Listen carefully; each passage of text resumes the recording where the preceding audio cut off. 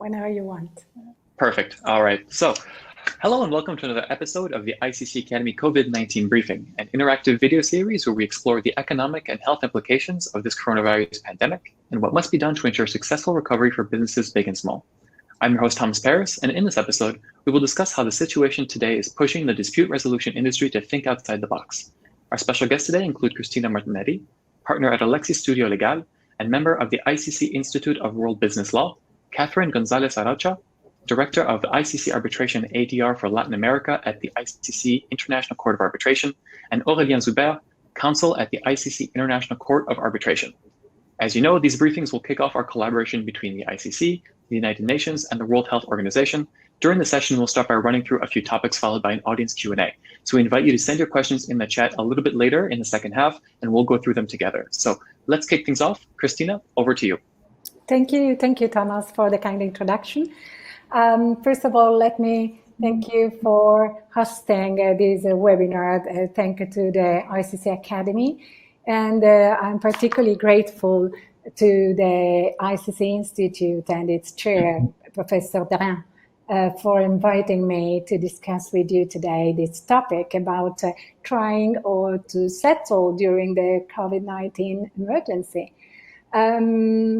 If for the few of you that who don't know the ICC Institute, let me just spend 2 words about the Institute. If the ICC Academy is considered the educational arm of the ICC, I think this is true, Thomas. The ICC Institute is considered a think tank for all the community of legal practitioners who want to develop the business law, the international business law. So it's a very, I think that the ICC Institute has done during the year a lot of work for the legal practitioners, especially to introduce new ideas and proposals to the ICC. I remember the first time I was there, the first meeting where one of the most prominent Italian arbitrator, Ugo Dreetta, was giving away his knowledge to us. It was very important for me. And I think that who want to know something more, really, I invite you to visit the website of the ICC to learn something more about the Institute. But before to go in and straight to our discussion today, Katherine, Aurélien, and we decided to ask you for something. So we decided to use the beautiful and amazing platform of the ICC Academy for having a poll. And I give the floor to Thomas, who is the webmaster of the platform. So please, Thomas, let us know how the poll is working and explain it to our audience. Sure. So for everyone in the audience now, I'm going to be publishing a poll asking, is COVID-19 emergency pushing you to settle a dispute? So you should be getting that in your chat now. So on our side for the speakers, if you click on the 4th tab down, we'll be starting to get those results as they come in. All right, now fade back into obscurity. Not surprising to see the results. The favorite answer of the lawyers, it depends. Yeah, it's evolving, it's changing a bit. Mm. There's a bit of a yes, okay. Okay. Okay.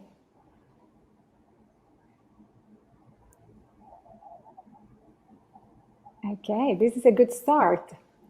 Thomas, may we still have the poll open, or We can keep it up as long as we want. Okay. Yeah. Okay, perfect. So while waiting for results or to comment on some results, I want to go straight. I move straight into our discussion of today, because today really it seems safe to me to say that no one really can predict what the future will like. When we call each other, we ask about news, when will be the reopening in your country. We don't know exactly how the future will look like. And we know that it is a work in progress. Each country is doing a lot of new legislation as a work in progress. And for this reason, we must constantly adapt to the evolving scenarios that the COVID-19 crisis is presenting to us. This is why the ICC Institute has thought that perhaps it is a good moment to ask ourselves if it is a good time to settle a pending dispute or to try to prevent a dispute which is already at the horizon because related to the emergency, to the COVID-19 emergency. So, putting this question, of course, we start. I want to comment shortly. We have the 44% of the attendees with the usual answer, it depends, for sure. I understand. We have the 33% negative, no, and the 23% yes. So I think that will be interesting to know at the end of this day if someone has changed his mind, her mind. Okay, my role today is the perspective of the practicing lawyer. I'm a practicing lawyer. I'm acting, of course, as a counsel. I share strategic thoughts with the clients. And during this COVID emergency, the clients know that, let me say it like that going to fish in troubled waters may save their day. I mean, they know that they can have a good moment going and try to fish in these really troubled waters. And of course, I'm appointed also as arbitrators, but today we decided that the perspective of the arbitrators will be touched by Katherine and Aurélien. So I will focus on the practitioner lawyer counseling the client. Thomas, may I ask you to put on the slide, please? Yes, of course. Thank you. Hang on one sec.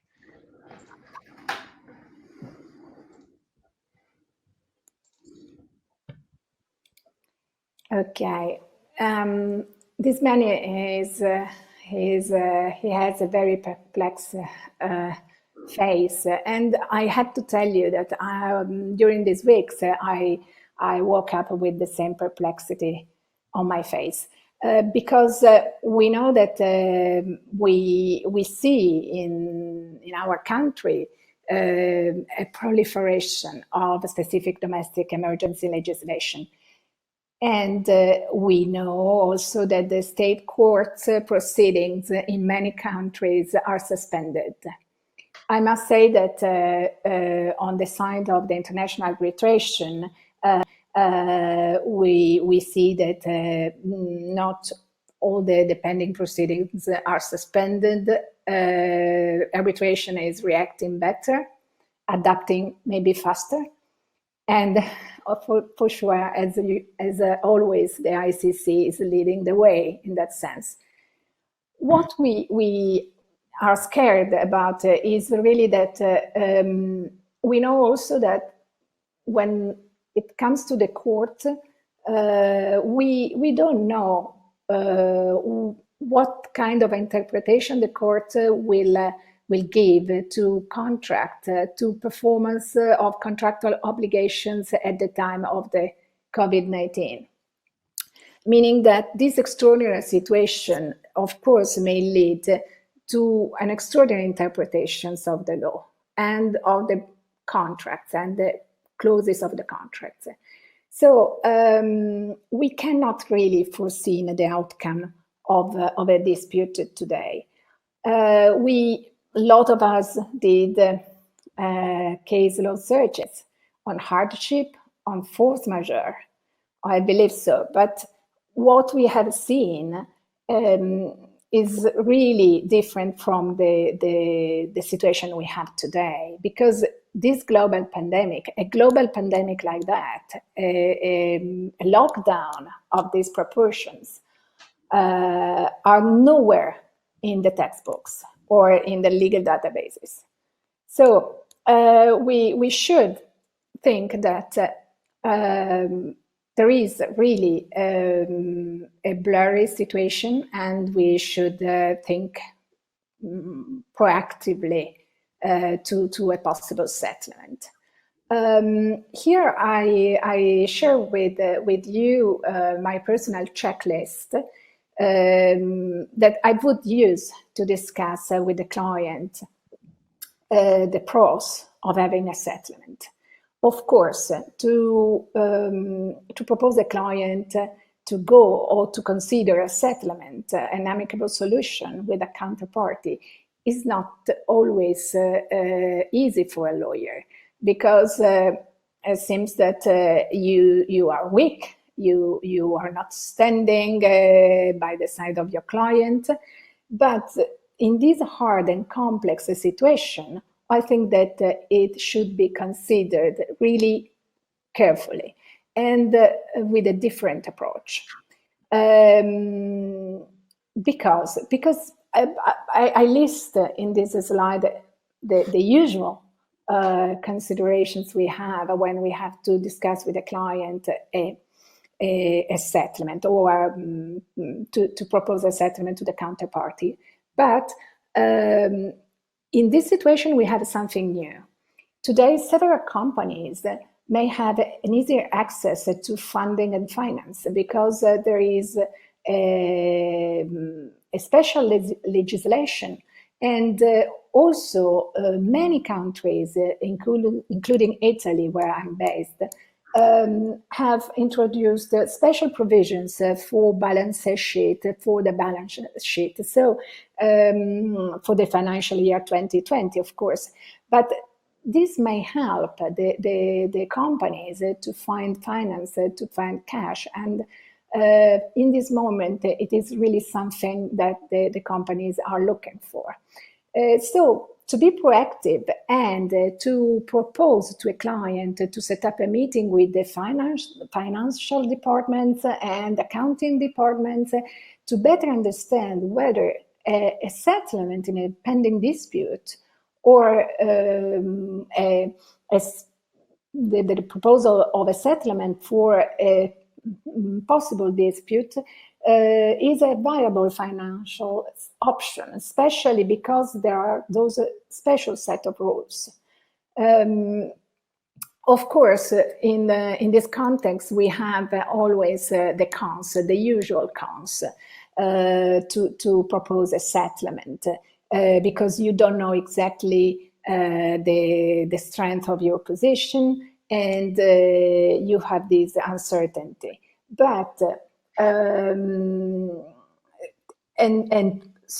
plus, the client may feel a sort of general failure of the system and may lose confidence in the ability of the lawyer, of the legal counsel, to stand by his side. But there is also an emotional side to take into account among the cons, that many CEOs, many entrepreneurs don't feel comfortable at the idea that they cannot meet in person, and we know that today meeting in person are almost impossible, or at least very, very difficult. So maybe someone is not really ready to negotiate a settlement without looking into the eyes the other party. For sure, we have those platforms. We are using platforms thanks to the ICC Academy, and they are excellent solutions. They can work very, very well. But experts in this field say that the discussion on the same topic, meaning if I have to settle a particular dispute, a discussion on the same topic shall be limited to 1, 2, or a maximum 2 virtual meetings, because from the third one on, those virtual meetings tend to be less effective compared to the meetings in person. So this means that if you want to go and try a settlement and use the virtual meetings, the platforms, you have to reduce the time of negotiation. And this means also that you have to limit the tactics. You cannot delay. Of course, when you have to think to introduce a settlement or to propose a settlement, you have the ordinary basics checklist to go through. This is one that we use normally to present to the client, because it is important that he or she is aware about the legal point. But there is also points which are not really legal. And I want to drive your attention on the last point, which is really crucial.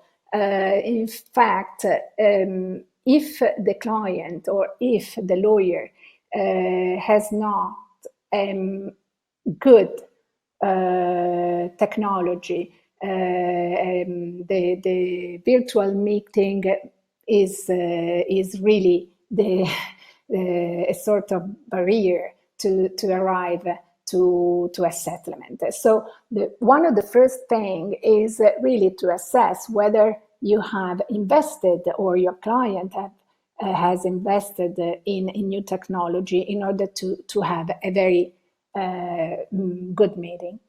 I run to the last slide. Of course, when a settlement is viable and you think that it is the right time to settle, the administered mediation is the best tool ever, because of course you have rules. It is easy to understand how it works. You have the assistance of the secretary, and of course you can use the mediation, the administrative mediation, also during ongoing proceedings. It happened to me that after the start of an arbitration proceedings, we decided to try to convince the other party to settle, and simply we invited them to the mediation, to the ICC mediation, by filing a request.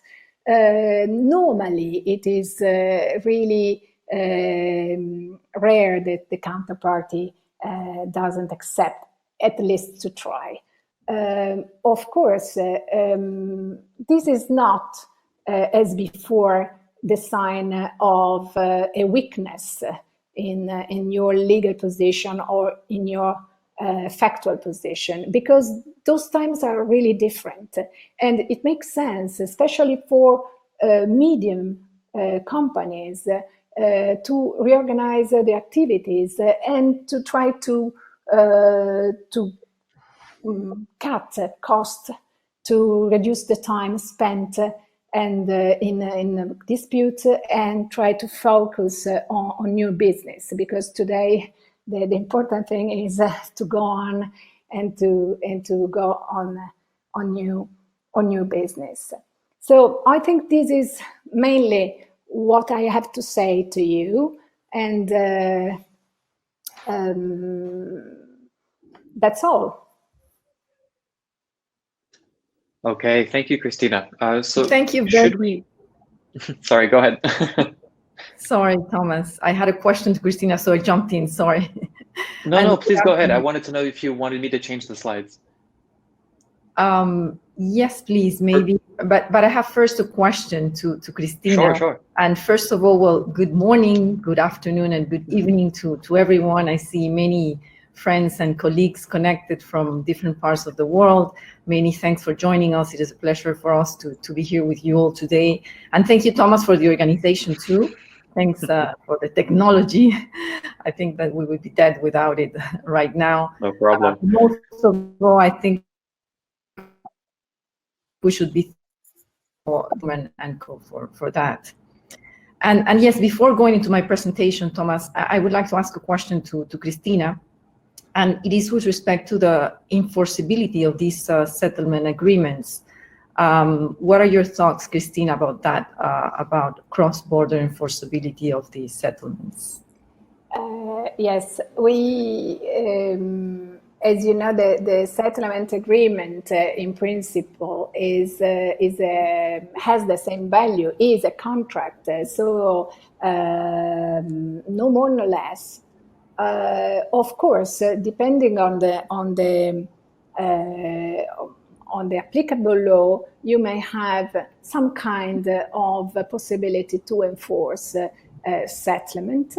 For instance, within Europe, we have a regulation 1215 on the enforcement of the decisions and of the authentic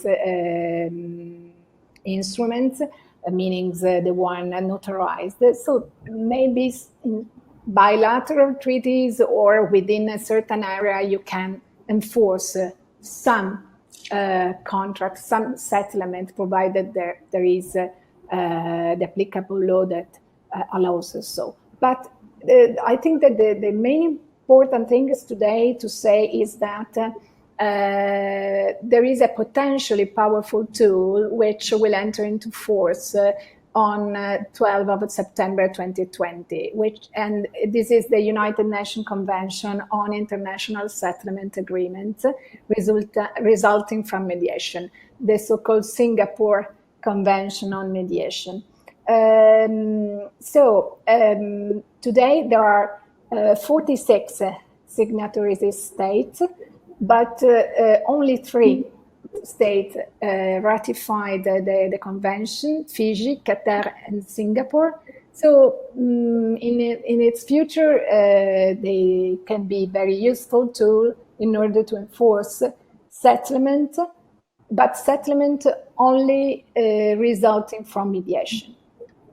This is the key point. So this is why today we continue to look at the award by consent, but I stop here because this matter, the arbitrator's perspective, is on the hands of Katherine and Aurélien. So I stop here and I thank you all, and really a lot of people I know, and welcome and thank you being here today. Thank you very much, Cristina. Maybe, Thomas, could I please ask you? Yes, I see my slides now. Thank you very much. So yes, the purpose of my presentation would be to focus mainly on the arbitrator's approach with respect to arbitral settlement and the ICC court practices. And this first slide deals with what I called the arbitrator's dilemma, to be or not to be, because for the past decades, this has been the main question. There has been a controversial debate as to whether an arbitrator can and should be involved in settlement proceedings. And there are basically three different approaches in this debate. The first considers that the arbitrator is a decision maker, so the role of the arbitrator as a private judge is limited to rendering this decision by means of a final award, and it therefore does not justify any kind of activity related to amicable dispute resolution. The second approach that we see considers the role of the arbitrator is to resolve the dispute, and this would encompass a proactive role in the party settlement efforts. This approach is based in this traditional role of the domestic judges in some jurisdictions. And then we have what I call the pragmatic approach, and this one reflects the nature of arbitration as a consensual process based on the will of the parties. So therefore, if the arbitral settlement is the will of the parties, then we should respect it. But I think that no matter which approach we follow, there is a reality, and this reality is that recent surveys show us a growing interest of the users in settling disputes during arbitral proceedings in an amicable manner. And we see, for example, the Queen Mary survey, which highlights that the users' desire for more proactive case management by arbitrators. And there is also widespread agreement that a proactive arbitral tribunal is crucial in order to ensure the procedural efficiency.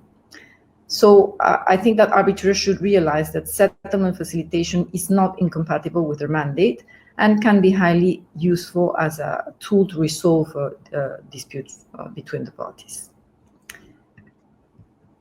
Let's change slide.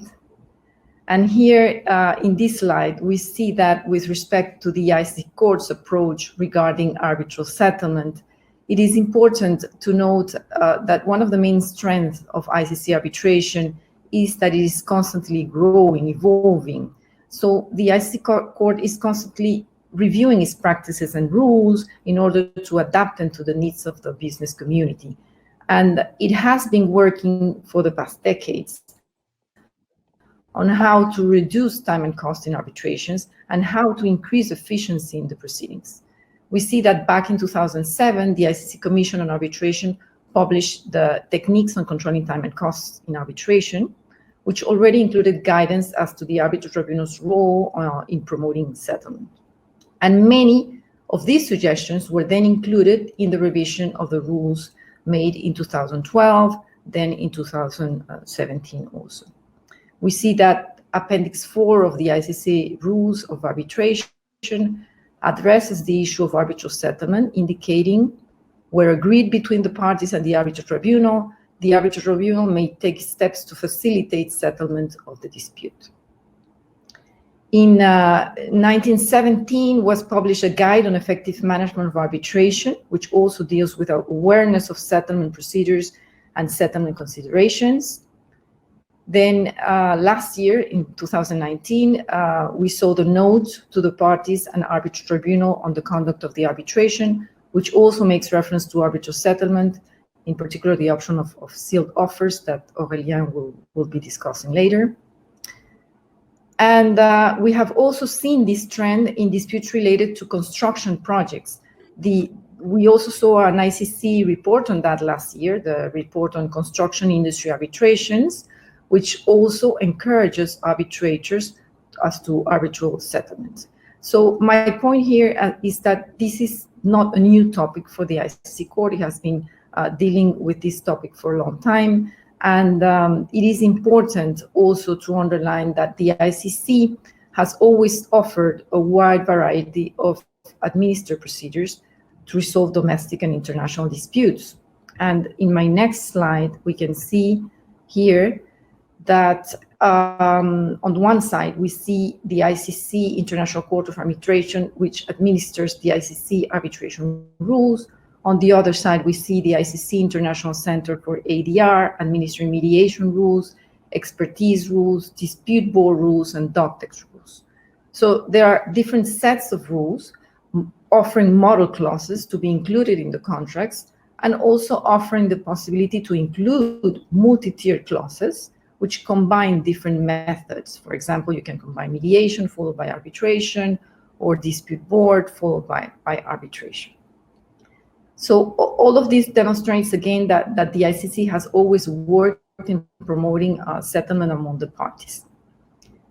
But coming back to my main presentation, which is the role of the arbitrators, it is important to note that this general trend to encourage arbitrators to promote settlement has been adopted also not only by the ICC, but also by other institutions. And in this slide, we see that the IBA guidelines on conflict of interest, the IBA rules on taking of evidence, also the institutional norms on organizing arbitral proceedings, and the Allied Unitary principles, all of them refer to this encouragement to arbitrators and judges in helping the parties in reaching settlements, and provide guidance as to how to do this.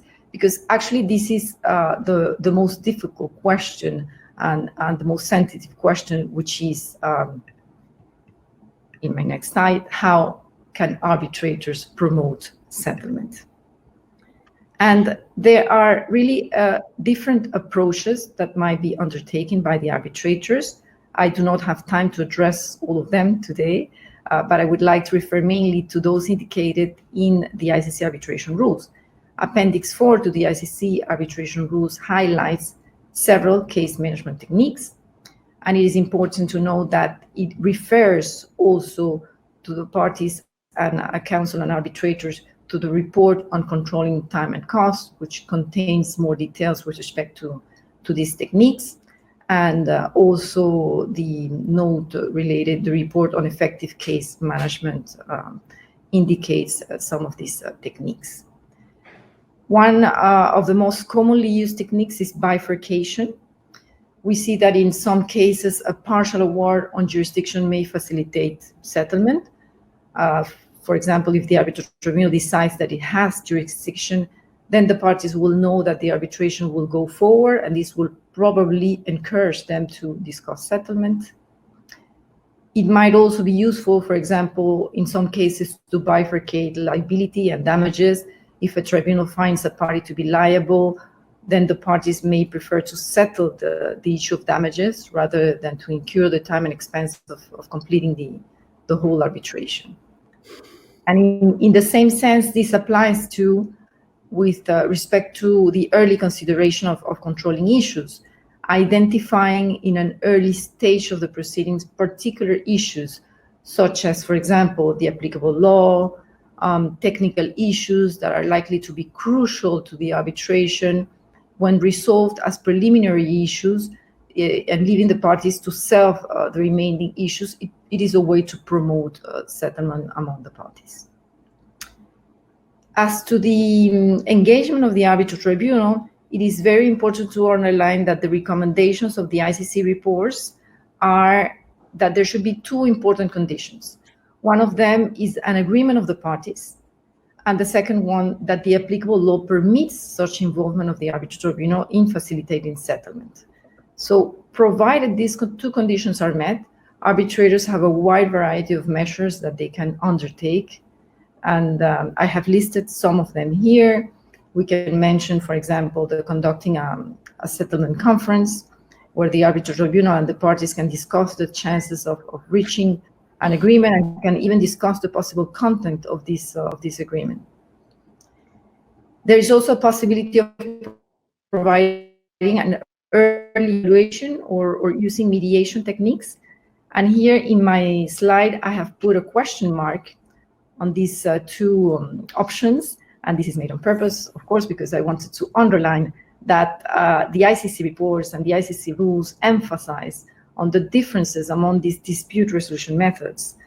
A mediator is not an arbitrator, and vice versa. And there might be serious risk if we mix these roles. So, for example, with respect to these caucus sessions, which are particular to mediation, there seems to be an agreement on the arbitration community that they should not be conducted by the arbitral tribunal, unless, well, there is an express agreement, but they should be avoided because due process might be seriously put in danger. I also noted 2 other possibilities here suggested by the rules, but fortunately Aurélien will be dealing with them because I don't have much time left. It's sealed offers and awards by consent. So to conclude my presentation, I would like to mention some points that I think we should not forget. So don't forget that a settlement can occur at any time during an arbitration, and the ICC rules of arbitration encourage the parties to explore this possibility. The ICC rules actually enable the parties and the arbitral tribunal to tailor-make an effective procedure that suits the needs and particularities of each case. We should never forget that settlement facilitation is not mediation. We must be sure that the applicable law permits the involvement of the arbitral tribunal in facilitating the settlement. And it is also advisable to have a clear written agreement on what the arbitrator's role should be in the settlement process and in any other proceedings, be it mediation or any other. It is also important to remember that the success of amicable resolution will always rely on the parties' will. So the key to achieving amicable settlements is this adequate involvement of the parties.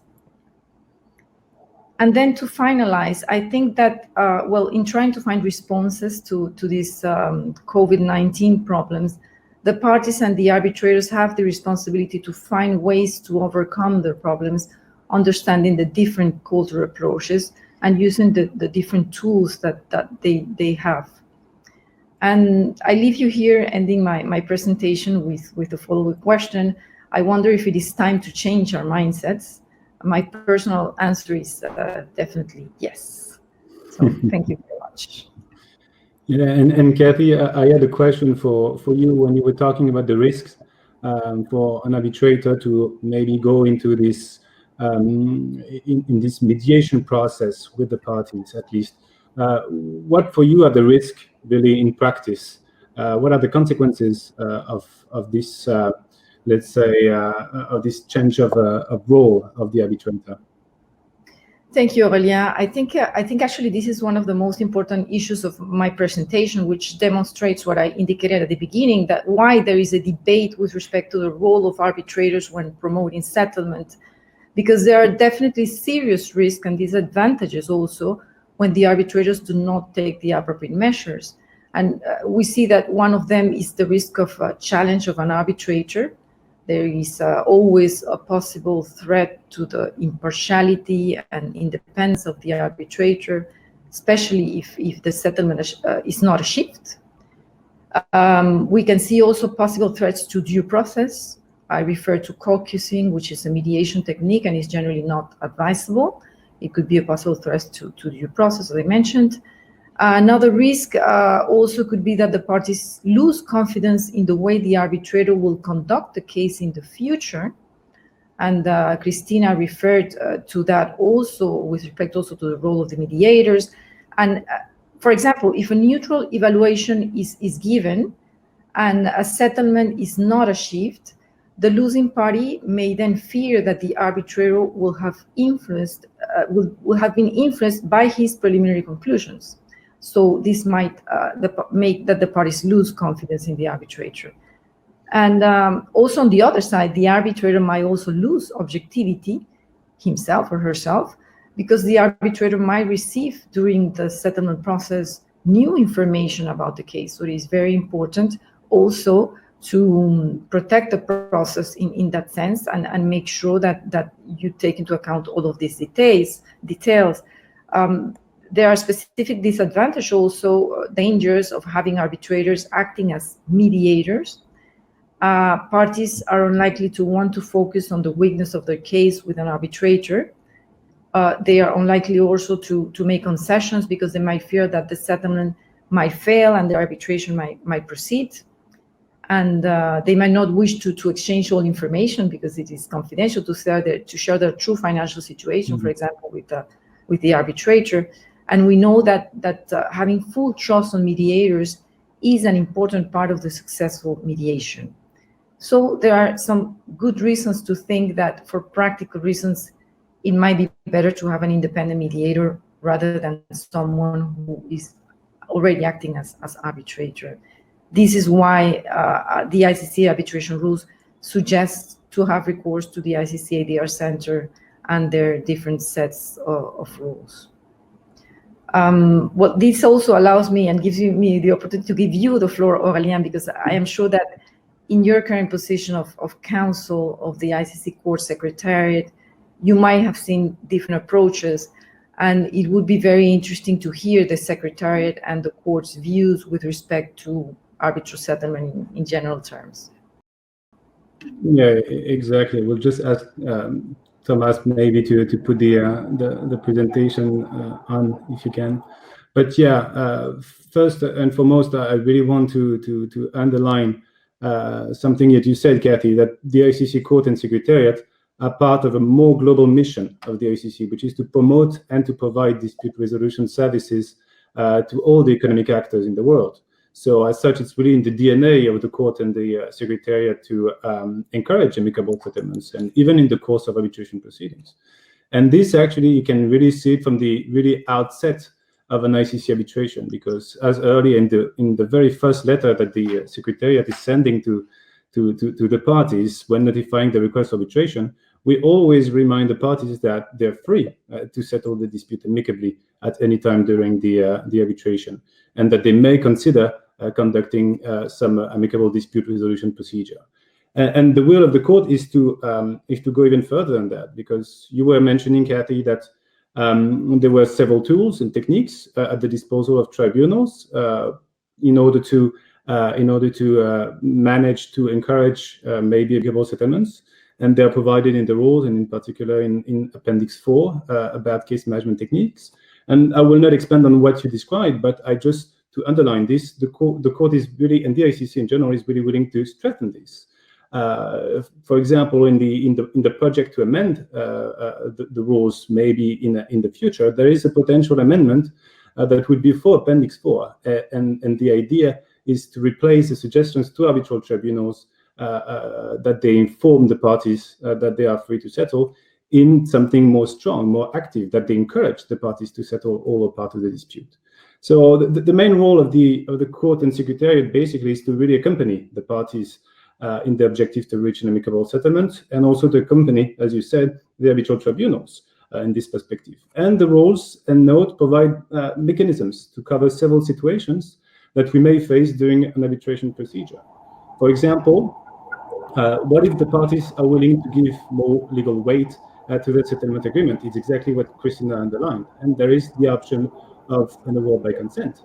And this is provided explicitly in the rules at Article 33, that there is this possibility for the parties, if they reach a settlement, to record the settlement in an award by consent, if the parties request it, and of course, if the tribunal agrees to do so. And the two conditions for this are really simple. They just need to have a joint request that an award by consent be issued, and that it must occur after the commencement of the arbitration. And the award by consent can have a really broad scope. It can be on basically any aspect of the arbitration. It can be a procedural issues, it can be on jurisdiction, it can be on merits, it can be a partial award by consent, it can be a final award by consent. So it has the broad scope. And the legal nature and the legal weight of an award by consent is, of course, determined more by the lex story than anything else, but under the rules, it is clear that the award by consent is an award. So it's subject to Article 34 of the rules, it's subject to scrutiny by the Secretariat of the Court and the Court, and there will be a decision by the Court either to approve the award by consent, not approve, provide comments to the arbitral tribunal, so that it is well finalized. And also the fact that it is an award under the rules is really important, because under Article 35(6), every award shall be binding on the parties. So with this award by consent tool, it is possible to give more strength and more binding effect to a settlement agreement. And in fact, it's a tool that is a bit more used now. We've seen in the past couple of years a bit of an increase of the award by consent, coming like around 45 award by consents per year in 2019 and 2018, while before that it was like more between 30 and 35. The only drawback of the award by consent is that it may slightly increase the cost of the arbitration, but of course, like there is some benefits to counterbalance this. But speaking of the cost, I think it's really something that is essential because it is the most common question I receive at the Secretariat from parties in settlement discussions. It's really in relation to the cost of arbitration. It's basically how much am I going to pay if I settle now? And to make it simple, and I provided you the article of the rule here, it depends mainly on the stage of the arbitration. It is important to remember that the earliest the parties reach an agreement, the less expensive the cost of arbitration will be. The fees of the tribunal and the administrative expenses of the ICC will be lower if less work is performed. So the cost of arbitration, which are calculated, as you know, based on at the ICC, based on the amount in dispute, and it's an ad valorem system, and the court has discretion to decide on the cost of arbitration, but it will take into account, as I highlighted, the stage attained by the arbitral proceedings. So as a matter of guidance, because it's really the most common question that we receive, there is in the note the milestones provided by the court and secretariat for the parties to maybe have a bit of predictability when they will be discussing in order to find an agreement or maybe to settle the dispute for the fees of arbitrators and for the administrative expenses. For example, here, the table that I put is exactly what you may find in the note. And for terms of reference, for example, if you settle when the terms of reference were just established, it will be 50% of the minimum fees under the scale, which is based on the amount of dispute. And the administrative expenses of the Secretariat will be about 50% of the estimated expenses of the Secretariat and the court.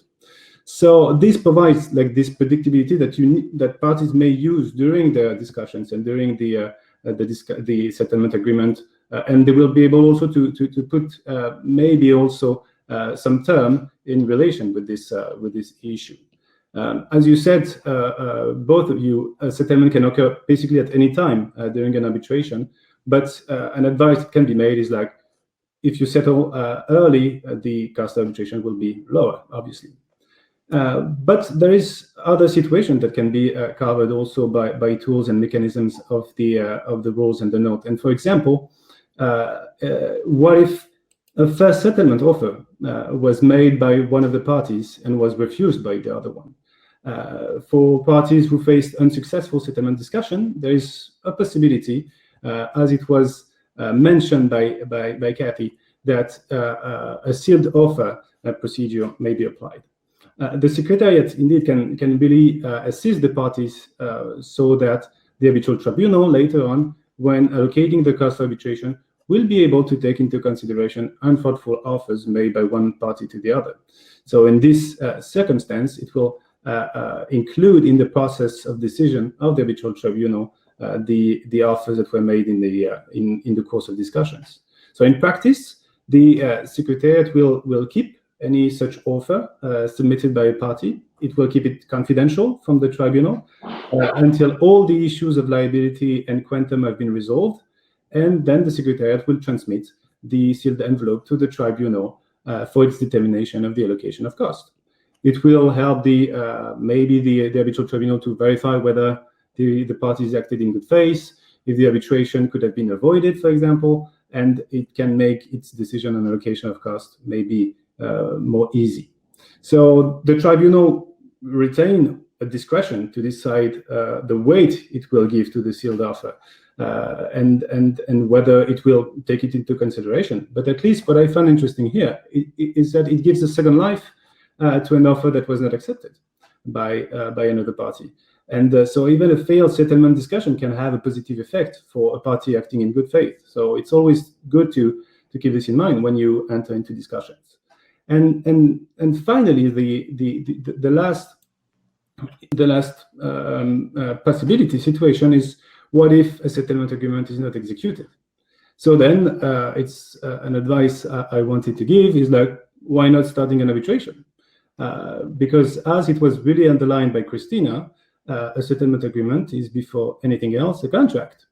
And so if you have a contract, you can refer this contract and any dispute that would be out of this contract to arbitration.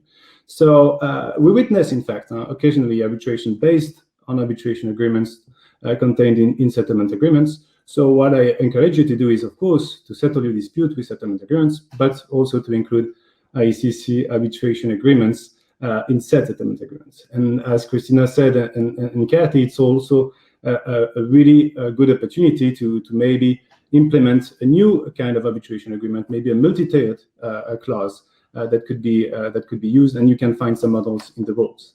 So it's of course complicated to be exhaustive with the role of the Secretariat and the court in this process of finding an amicable settlement. But I think with these examples, you can see that it's really easy to adapt, and there are some tools for a lot of situations that can be covered under the rules and the court. And to answer, so the main question is, like, is it a good time to settle the dispute? I saw in the chat Douglas Reichert and Sami Warby saying something about it. I believe it is a good time to settle because it's always a good time to engage into discussions and you're reaching an amicable settlement. And so now that it's COVID, it's not changing this route, this importance that discussions is basically the first step to an amicable settlement. So why not engaging into this kind of discussion? So yeah, basically a lot of situations, but some of them are covered by the court and the rules. So always keep that in mind when you try to settle. Thank you, Aurélien. Very interesting. I see there is a lot of lively discussion and questions in the chat. But before going to the questions of the chat, I have a question for you. Have you increased the number of settlements during in this time of COVID-19 in the last month? So right now it is obviously a bit early to draw any conclusion, and we could see from also the poll that we made that I think the parties and probably councils are a bit indecisive. But from my experience, and I contacted also other councils of the Secretariat representing various regions of the world, I can say that we do not see at this stage a significant increase of the case withdrawn because of a settlement agreement that would have been obtained since the outbreak of the crisis. But we've seen in a couple of occasions that cases were withdrawn and the parties blamed it on the COVID-19 situation. But we cannot at this stage say that there is a trend because it's not clear. However, and I think it's Jenna Paraguacuto's position in the chat, we've seen in several instances that the situation may have been a way to reach this final step of finalizing a settlement agreement. So it could have, there is like this feeling that some maybe of like parties in a case were like discussing for a long time, and this would be the deal breaker to find a settlement agreement and to reach this agreement. But no, we haven't seen a wave of withdrawals and settlement agreements at this stage. And probably it's because of what you said, Cristina. It's because arbitration and ICC arbitration in particular is well equipped to face this kind of crisis. It's completely different from the domestic courts. It can really tailor the parties' will, and it can really adapt easily to the parties' intent, and the procedure can continue. And even like an institution like the ICC, as maybe some of you saw with our dear Secretary General's webinar a couple of weeks ago, we have taken some steps in order to facilitate these proceedings during this time of crisis. Yeah, thank you. So I think that we have a lot of questions, and I don't know, Thomas, have you picked some question up for us, or Yes, so Okay. I'll send over some of those that I've highlighted, unless you have specific ones you want to do yourselves. But did you want to also do a secondary poll while we go through the questions? Maybe yes. Okay. We have a second poll. So first of all, I would just comment. Douglas Reichert wrote that in 2 months from now we might see a significant shift in our poll responses, and I think we all agree. So go with the second poll, but this comment on the first poll is very important for me. No problem. So the poll is up now, so we should be starting to get some of those results in. In the meantime, I will send over some of the questions that we've highlighted. Okay.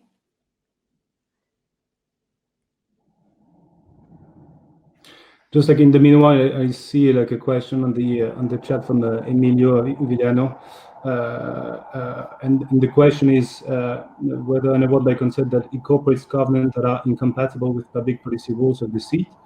What's the power duty to incorporate the parties' agreement in the award and the role of the court during scrutiny? One way, it's typically something we would spot during the scrutiny process, and the arbitral tribunal needs obviously to check and to verify whether the award by consent that would be rendered is complying with public policy rules. And it's something that we would, of course, comment on, and it would be something that we would check, obviously, because again, an award is enforceable in some jurisdiction, and we cannot let go an award that would be enforced against any public policy rule that would be in place in the place of arbitration, for example. So yeah, it's something that we would spot. I see in the question. Also, sorry, Cristina. We've seen so many comments, and we want to answer them all, but it will be impossible. But I just wanted to underline. I just saw Christopher Newmark. He sent a message saying, "Greetings from London. It is great to see how well the ICC has developed its promotion of settlement within arbitration over the last few years. The new Commission task force will no doubt make further projects." Thank you very much, Chris. Glad to see you here. And yes, Christopher Newmark was the co-chair of the task force together with Yves de Haas of the first task force created in 2005 on this specific topic on how to reduce time and cost in arbitration. And it was a very productive work, which led, as I said, to revisions of the rules and started this whole discussion. Yeah, I spotted another question in the meanwhile of Nuong.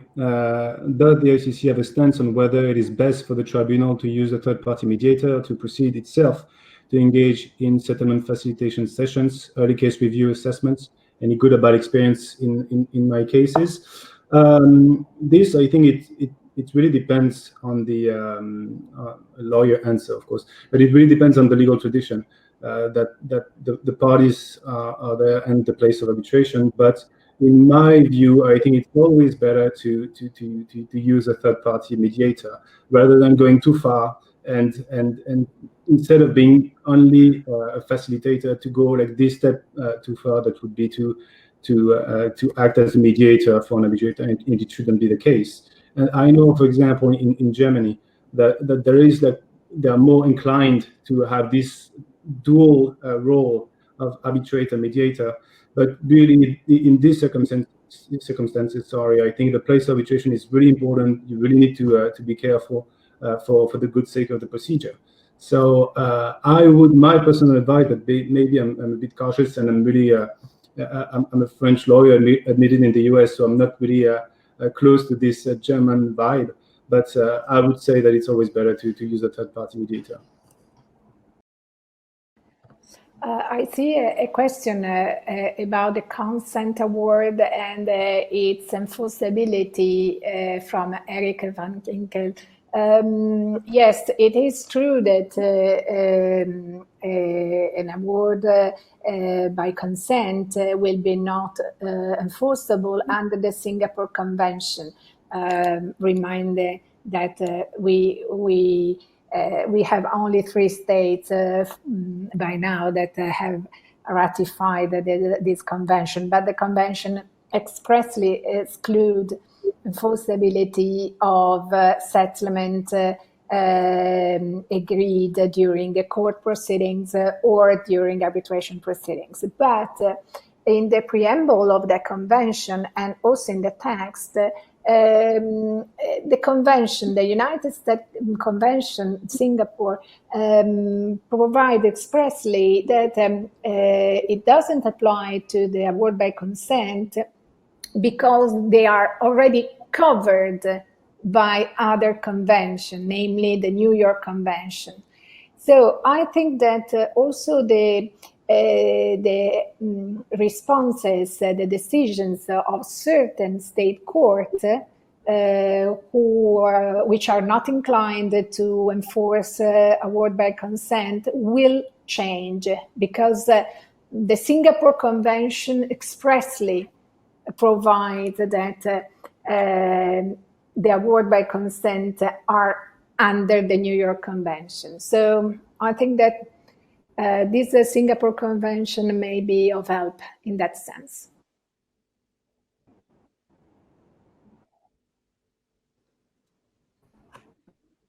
There are a lot of questions coming, so okay.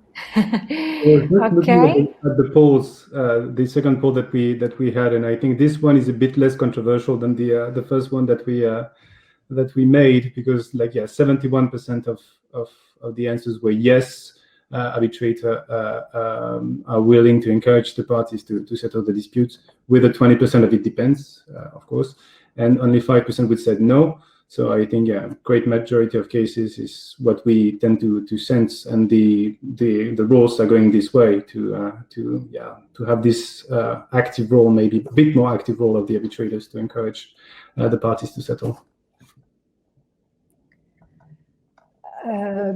I see another question, which is mainly linked to force majeure, maybe that asks whether force majeure clause is there or not due to the COVID. Can we seek protection under the force majeure for delays or inability to perform a contract? I think that, here we are focusing mainly on settlement, but just to give a quick answer, depending on the applicable law, for sure. In case you have a force majeure clause, for sure, the courts or the arbitral tribunal has to take into account the clause. But in case you have not a force majeure clause or a hardship clause, depending on the law applicable to the contract, we know that arbitral tribunal, international arbitral tribunal, especially ICC arbitral tribunal, are really, they are very careful in also trying to apply the principles, for instance, the UNIDROIT principles, which include also force majeure clauses and principles, and hardship. But really, there must be reasons to do so. Of course, if the dispute is strictly linked to the COVID emergency and the contract that has no force majeure clauses inside, and the applicable law has no specific provision on force majeure, an arbitral tribunal could be inclined to see and apply also UNIDROIT principles as a way of interpretation of the case, of the law. But of course, each case is different.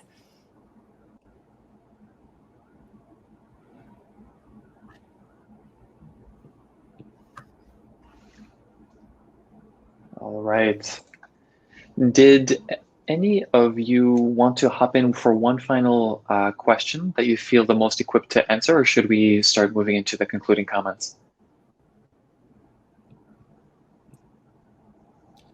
I'm looking. We got a few new ones that I highlighted in red for you at the very top. I know there's so many; it's a little bit hard to choose from. You guys are the experts. Yeah. I've seen any comments with respect to in favor of virtual mediations. I think it's important to note that I think many comments in favor of it here. So it's interesting to see the trend. Many people are commenting that they agree with the virtual mediations. Mm-hmm. This is a really good comment, and I think that provided that there is a good tech, a good platform, and I give just a very practical advice: a big screen, because you have to see the people, because body language is important, and in respect to a meeting in person, the only difference is that you cannot smell, but you can see and you can hear. So at the end of the day, I mean, if you have a big screen, a good technology, a good platform, I think it is an extraordinary tool. Mm-hmm. All right, so maybe what we can also do is we can maybe pull out some of the questions we didn't have time to go through together, and maybe I can send those to the three of you, and if there's some specific ones that you feel that you want to answer afterwards, we can also add that in as a sort of extra document with the video. That's entirely up to you guys, but maybe we could also do that for some of the audience who didn't get to get their answers on this stream. So maybe while we start wrapping up, maybe we can go in order of the presentations. So maybe we could start with you, Cristina. Maybe in a we'll do this very quickly, maybe 1 minute each, of the one thing that you would really want the audience to take away from this discussion, from your presentation specifically, or overall. I really think that it is important to have a proactive approach with the client. If I see this part, the role of the practitioner, the role of the counsel, a really proactive approach, you can suggest new tools such as the virtual meeting, new perspective in terms of cash flow and balance sheet and financing, because those times are really hard for companies in that sense. So be proactive, be creative. There is no the dilemma to show to be weak or not to have enough arguments to win your case if you propose a settlement. So I mean, the times are good for that. Perfect. Maybe you, Kathy, some final words to leave the audience with a bit of wisdom. Thank you, Thomas. No pressure. Well, I think the question of whether or not to settle is a very complex question, as it will depend on each individual case. So I think we all agreed here with the answer, the lawyer's answers, that it will depend. But there might be very good reasons to choose to settle, and there might also be very good reasons to choose not to settle at a specific moment. What is important to know, I think, is that this possibility always exists, and that if we do decide to enter into the settlement proceedings, I think it is very important to protect the whole procedure, the settlement procedure, as well as the arbitration proceedings if they are ongoing. So parties and arbitrators should agree, preferably in written, as I mentioned in my presentation, on a specific procedure to be followed. And also, lastly, I think that facing this whole COVID-19 situation, we should not forget to learn from our past experiences. Let's not say mistakes, but past experiences. And I think that facing these new challenges, it is advisable also to protect our future, to protect the future, to think about including in your contracts well-drafted clauses foreseeing different situations. Why not, for instance, a joint risk collaborative procedure, or most importantly, as I mentioned in my presentation, one of the many clauses suggested by the ICC, multi-tier clauses and others, and parties should be very careful in choosing the right dispute resolution clause to their contracts, depending on the issues at stake. Thank you, Thomas. Perfect. All right, Aurélien, take us home. I'll shave off a few minutes of my conclusion, but it's discuss, because discussing is always a good thing, either to find a settlement agreement or not, but I think it's worth trying. And I think the situation, the crisis, it's a really good excuse to start a new discussion with the counterparty. And I think at this time it will be complicated, as it's been said also by Douglas in the chat. There will be probably less liquidity after this crisis for some parties, and it's really important. If you can go to arbitration, that's fine, but also to find other ways like negotiation and mediation. Okay, great. So I wanted to thank all three of you for your time, for joining the ICC Academy, for doing these webinars. We hope to see you again. Based on the questions we got, it seems like there's an incredible amount of interest on the topic. So hopefully we can continue doing these. And then also I'd want to thank the audience for your time, for your questions. And as a reminder, we are hosting these live broadcasts on this topic in addition to the other trade topics like the Incoterms rules, cryptocurrency, leadership coaching, and many others. So sign up on our website for free and subscribe to our YouTube channel. And ladies and gentlemen, this has been another episode of the COVID-19 Briefing. See you next time. Thank you.